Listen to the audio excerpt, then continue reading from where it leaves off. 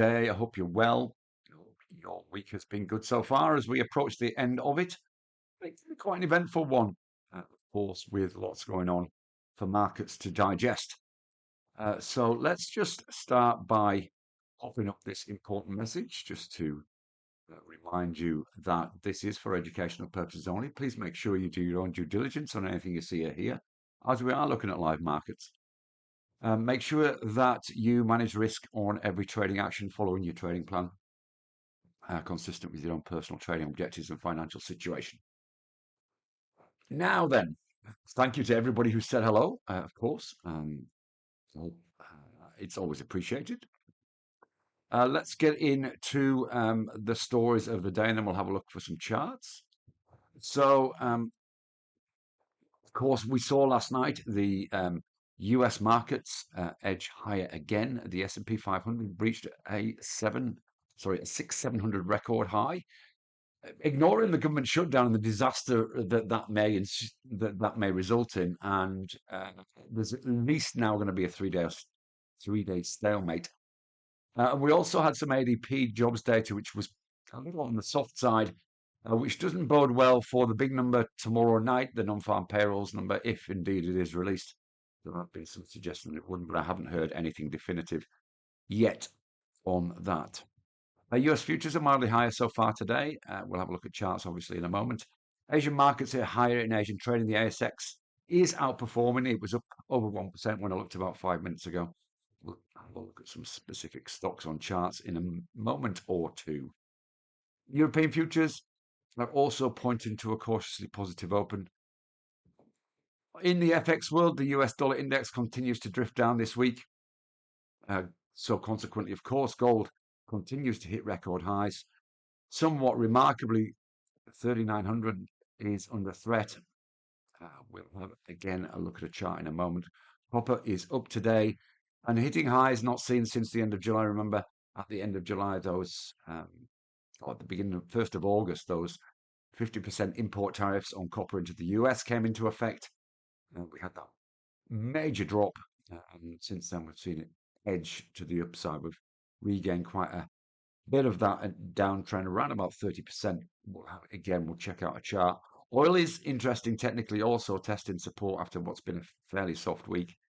The EIA data last night did nothing to help that at all. Bitcoin, after being sort of stuck around the 117,000 to the upside, 108,000 to the downside, finally moved through that to hit 6 week highs overnight. And not much follow through in Asia yet, but we'll see what the latest is in a moment. And as well as trade news continuing to be important, and whatever happens with the US government funding, of course, tomorrow's non-farm payrolls is the highlight. Outside of that, it's US weekly jobs, which take the headline today. Again, we'll be looking to see if that jobs data is holding up at all. We've also got some Swiss CPI due as well. So then, let's look at some charts and see what's happening. Let's start with Bitcoin, just because it's showing some interesting price action. You can see this long-term double bottom here with that breach yesterday. We have actually got more buy-in over the last little while since I last looked at this in any detail. So you can see on the 15-minute chart, we actually got up as high as 119,600 before pulling back down to trade around this sort of mid to late 118s. The significance of this, of course, is this price action here back in July, which had a resistance at 120,000. A breach of that may see us test record highs. Intraday got up to 124,558, just for reference. But so it's worthwhile being patient to see if we're going to breach through this, of course. In terms of general data, we've got the Aussie looking quite strong this morning. A commodity performance, copper and the oil prices are the outperformers. ASX, we'll talk about that in a moment, and you can see the index futures. The Hang Seng is actually outperforming, but all of the Asian markets appear to be doing quite well so far.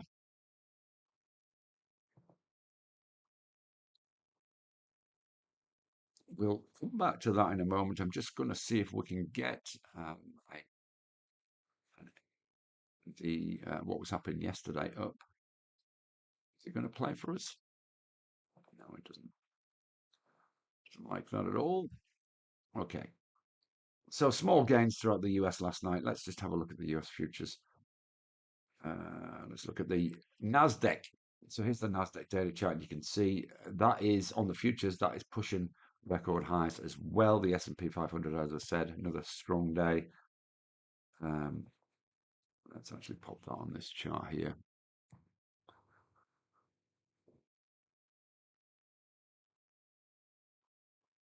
There we go. You can see those record highs and that push today with those futures, which are looking quite perky as well. If we look across the major FX pairs on the scan, you can see the Aussie is strong. Generally speaking, the Aussie yen is looking interesting. If we pop to the Aussie yen, that's the beauty of this scanner. It shows us potential opportunities setting up. And there's 97.35, looks like a really important level. We tested towards the back end of the US session, in the European session as well, after a weak move in Asia. So if we breach that, we get some momentum behind it. We could see it move up towards 97.55. So around about a 20 pip move to the upside. That certainly looks interesting.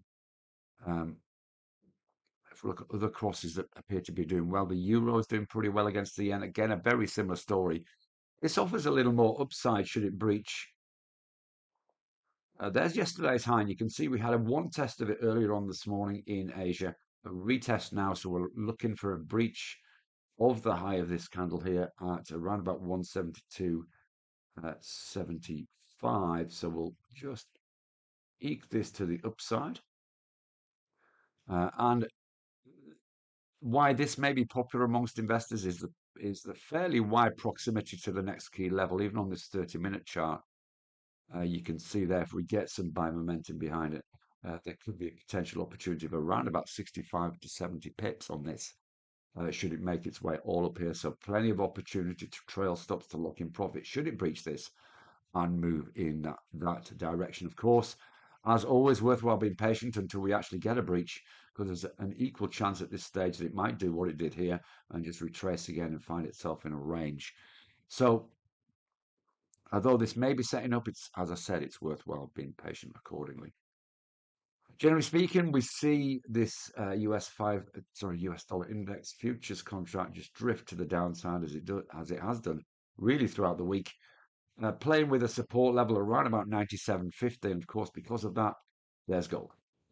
Gold continues to move higher since we met on Monday. It's smacked through 3,800, confirmed that move that we reported on Monday, with positive sessions on Tuesday and yesterday. Although that's a fairly extensive wick to the highs, I would suggest that there may be a little pause. And of course, there's that 3,900 level. Nice big psychological level. We actually got on this futures contract up to within $4 of that, so up to 3,895 and change. So just a little bit of shyness, but there doesn't look to be a lot of selling in Asia. If we look at the 30-minute chart, you can see we had a slight pullback, but that's been regained. Buyers seem to have come back in. So in the short term, we just look as though we've got some support there with a little bit of a fake out to the downside at around about 38.58. I would be looking at this and being patient as well. I think it could end up just trading within this range, even if it does hold where it is now. You'd be looking for a breach of possibly 38.73 to suggest we're going to move back up to yesterday's highs. And of course, a break to the downside could offer a short opportunity if there's some momentum comes behind that. Copper was noteworthy yesterday. Yesterday and today. You can see today's candle has pushed us up to retest this level that was tested intraday on this candle here. So markets are watching essentially 495 on this to see if there's the momentum to take it through. This, as I said, would retrace or regain about a third of the losses from this pre-tariff price action here we saw on the 30th and 31st of July. So a move through this could be significant. It has been a key level previously. You can see through April, was tested also in June. before finally breaching this in mid-July. So we could see again, if we get a breach of this, a move back up towards 523. Um, Interesting price action here. Whoops. Thank you very much, Wayne.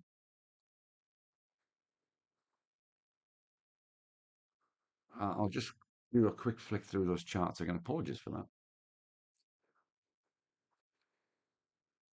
Thanks, mate. Yeah, so that sometimes happens with this software. It's a bit of a nuisance. Um, anyway, that's the copper chart I've just been talking about. You can see that level. I'll quickly refresh the other charts.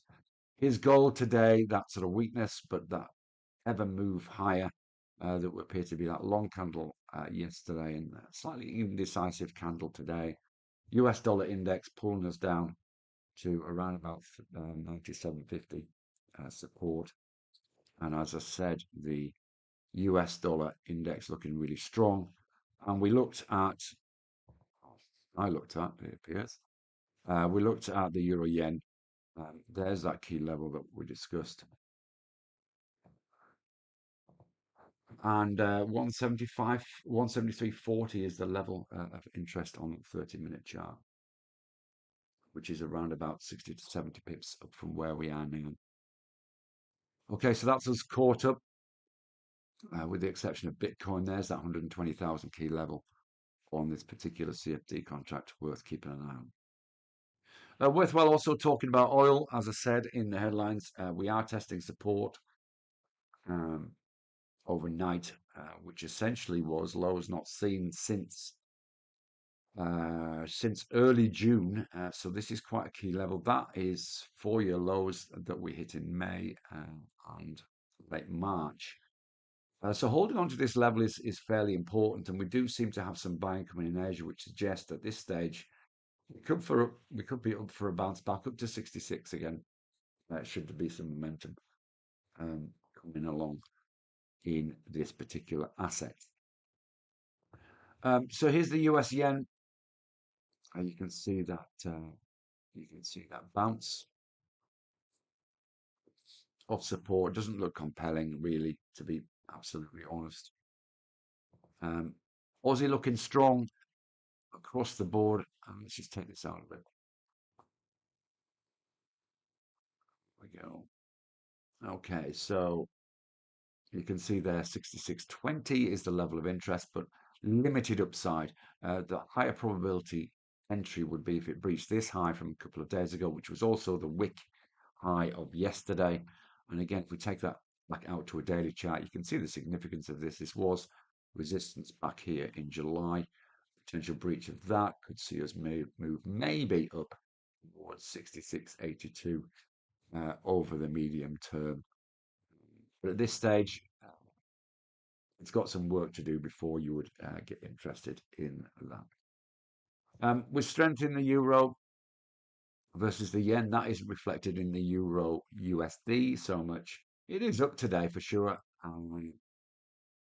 But this just looks, if we just pull this out, you can see how choppy this looks. We are in a long-term range. It looks like between around about 117.15 to the downside, 117.57 to the upside. So this wouldn't be my chart to put on my radar today, but obviously a breach of either of these key levels may be interesting technically.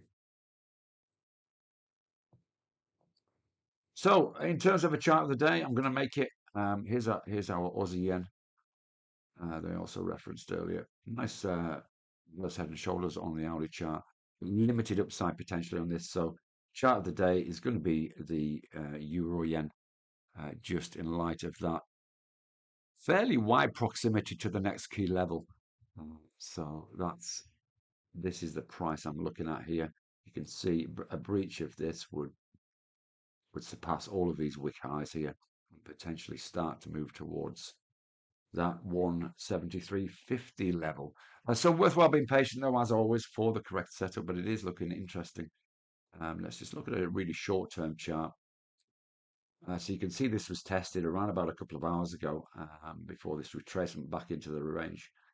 So again, this emphasizes a need for patience. You might want to put a little space in between this resistance line in this level here. Maybe perhaps look for a breach of the wick highs in today's trading. So there you go. If it actually does it, of course.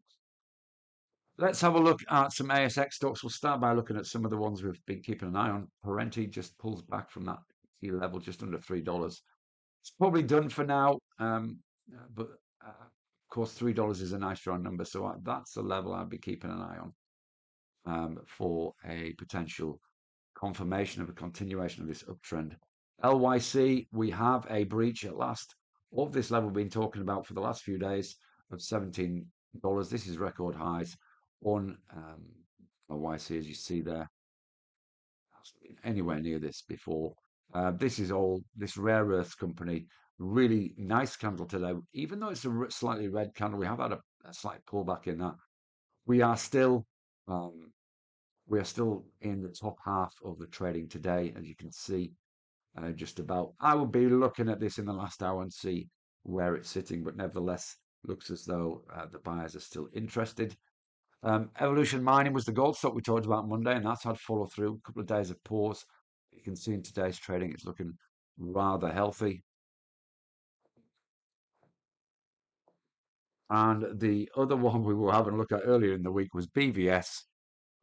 And this has just gone nuts over the last couple of days. Been the technical term. We like this on Monday on the basis of this price action here. Let me just do a little search on this and just see if I can find if there's anything corporate happened with this. The whole ASX remains up around about 1.1%.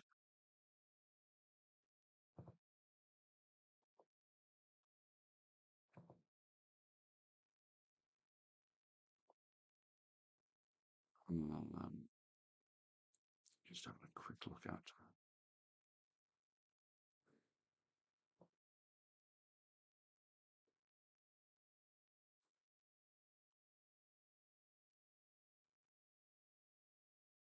Why is it not staying there? There we go. We have got the internet up on that. It just decides to play along now.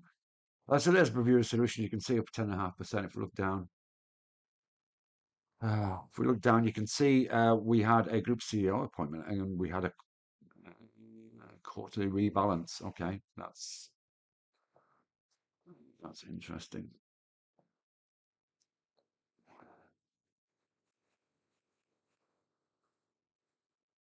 Okay, so this is about what happens on a fairly regular basis, usually quarterly. We have a rebalancing of what's in the S&P 500, 100, 200. It's important because institutions are allowed to invest in certain companies. I'm not seeing BVS there.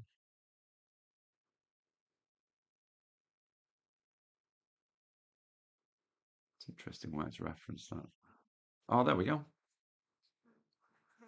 There we go. So it has so anything that's added to this sometimes comes on the radar of institutions.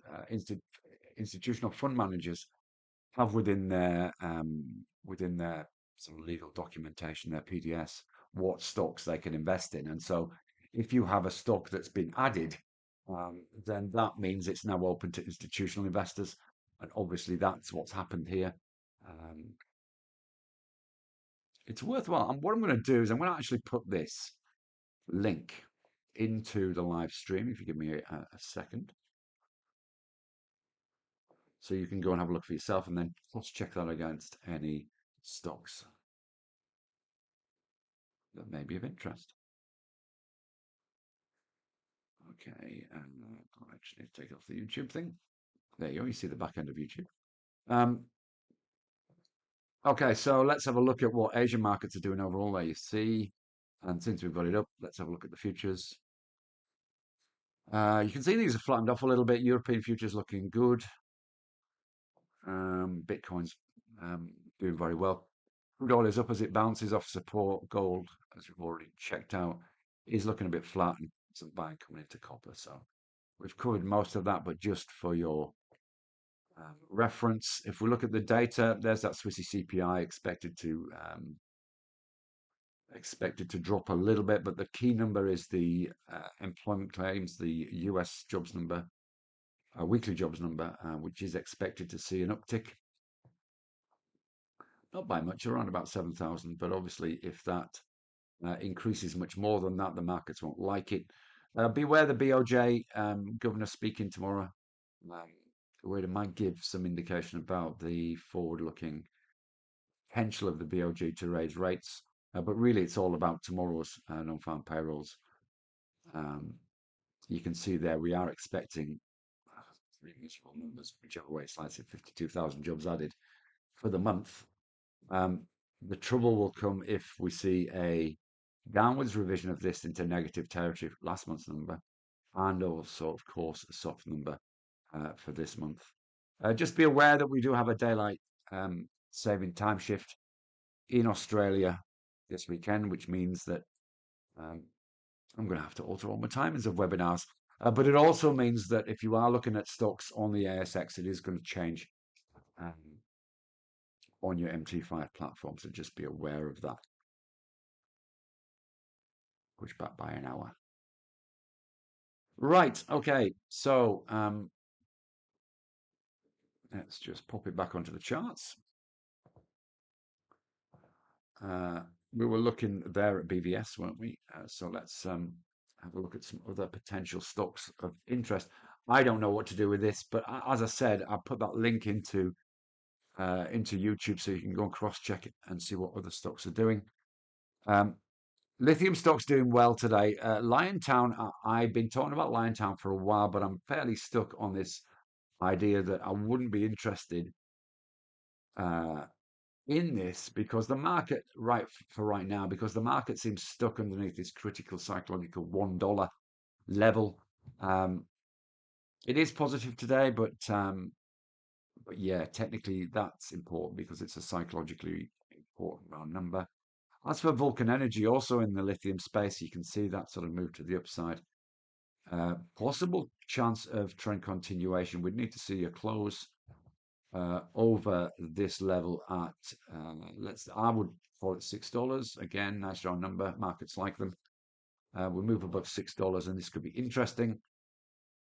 If we look back on a weekly chart, last time it did that, it moved all the way up to $7. So a potential historically good move when it's breached that level previously. And you can see it was in this range back here in 2022 when it bounced up and down within that range. So worth keeping this on your radar. Again, you're going to need to be patient on this. We'll come back and have a look at that, I think. 360 ASX. Its stock just has been charted today so many times over the last few months as it just continues to grind its way higher. US family app company testing record highs again in today's trading. And Paladin in the uranium space again is not looking dissimilar to the lithium stocks, actually, in that we're looking for a potential continuation of this. Paladin was Paladin will get interesting if it breaches $9. In the golds, let's have a look at PLS on a weekly chart. You can see it's approaching an interesting level again. There's the key level to keep an eye on. Here's the daily chart. You can see that retest. It's actually tested that a couple of times. I'm just going to move this resistance up here. Markets will be looking at this level of around about 250, so it's worthwhile again being patient with that. And in the gold space, WGX has had a great week, probably the outperforming gold. Western Australian Gold Company looking very, very strong. That looks as though it's possibly on the back of some corporate action. I can just check in on that as well for you, just to see if that is the case.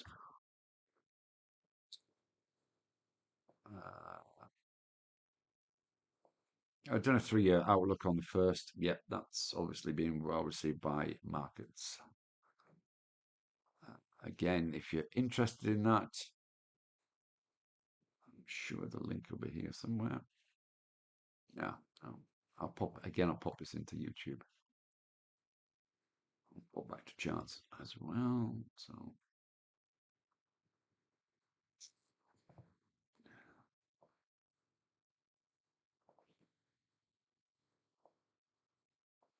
we go. Pop that link in for you also. Oops.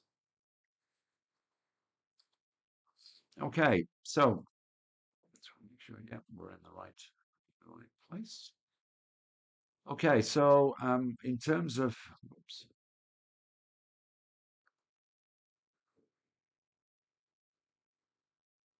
not sure what's happening there.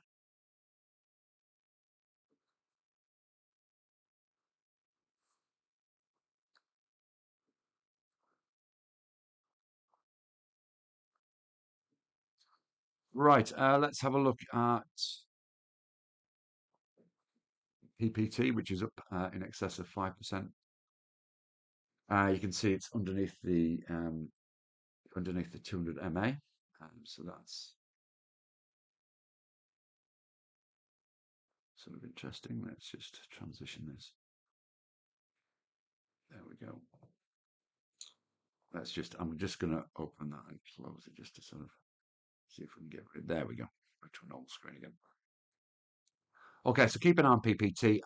If you just want something diverse, I'm not sure there's much upside in this. Maybe, maybe. So if we do get a breach of the 200 MA, maybe a move up to around about 2056. And elsewhere in the probably the stronger uranium stock would be Deep Yellow. Record highs on this stock,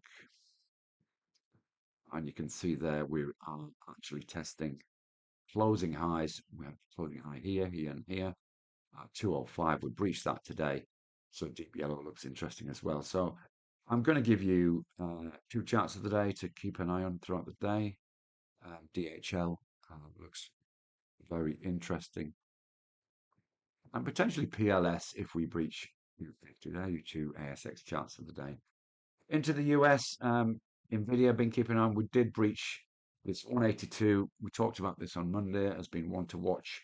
It has done this new record highs on Nvidia to 187. A potential $200 stock in the making in the first instance, looking very, very strong. Ford one that we're watching. We had another big session on this last night, which confirmed the move over resistance. This is a really good example. I know some of you have heard me talking about a break and retest. This is a great example of that. You can see it broke this key level, retested the level it's just breached, and now we're getting this positive candle to suggest the buyers are good to go. Lots of limit orders, buy limit orders there, expecting a retracement, I suspect. Then once we see it move up, that'll attract more buyers into this, and so that move for Ford up to 1226 looks technically significant.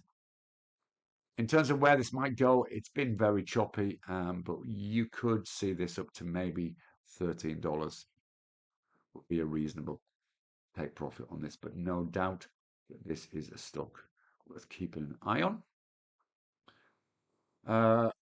Also, I'll give you one more US one. Makes sense to have a look at Tesla. There we go. Tesla now at 461 on the daily chart. Again, context is always important. We talked about this on Monday as it breached, as it was moving towards this 436 level. Now we've got this sort of 489 level, which was the intraday high, sorry, the intra-week high back here in December. So if we just pop on the daily chart and go back, you can see there it is in all its glory. So that's the next price target on this, but undoubtedly the buyers are very much in.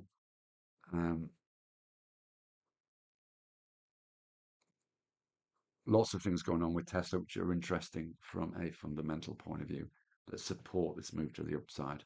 Really, it's had an amazing run since really early September. So the last month has seen it move up in excess of 28%.